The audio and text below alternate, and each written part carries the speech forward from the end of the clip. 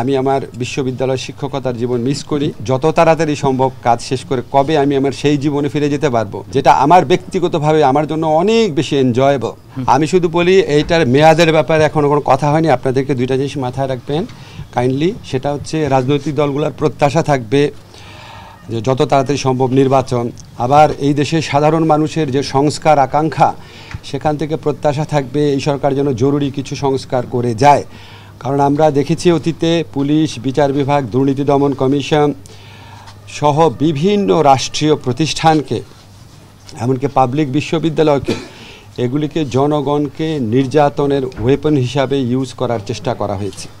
আমরা এই সমস্ত প্রতিষ্ঠান থেকে কিছু কিছু ভালো সার্ভিস পেয়েছি, এই সমস্ত প্রতিষ্ঠানেও কিছু কিছু ভালো মানুষ আছেন, কিন্তু পুরা সিস্টেমটা এমনভাবে দাঁড় করিয়েছিল যে এগুলি আপনার ভিন্নমত পোষণকারী মানুষ, মৌলিক অধিকার চর্চাকারী মানুষের জন্য এই প্রতিষ্ঠানগুলো একটা আতঙ্কে পরিণত হয়েছিল। তো এই সংস্কারের আকাঙ্ক্ষা মানুষে আছে। সংস্কারের আকাঙ্ক্ষা এবং নতুন নির্বাচনের আকাঙ্ক্ষার মধ্যে সমন্বয় করে যেটা যতদিন থাকা দরকার ততদিনই থাকার আমরা থাকবো, বেশিও না কমও না। ব্যক্তিগতভাবে যদি আপনাকে বলি, আমি আমার বিশ্ববিদ্যালয় শিক্ষকতার জীবন মিস করি, আমি আমার উন্মুক্ত ফ্রি জীবন মিস করি।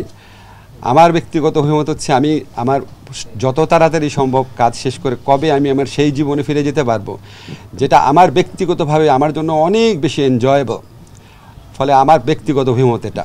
কিন্তু দায়িত্বের জায়গা থেকে আমাকে এখানে আমাদের অন্যান্য উপদেষ্টাকে আমাদের যে দায়িত্বের জন্য আমরা আসছি সেই দায়িত্ব আমরা পালন করার চেষ্টা করব। আপনাদের যে প্রতিষ্ঠানগুলোর নাম বলেছি, ভুলে নির্বাচন কমিশন বলতে ভুলে গেছি। নির্বাচন কমিশনের ভূমিকা তো আপনারা জানেন।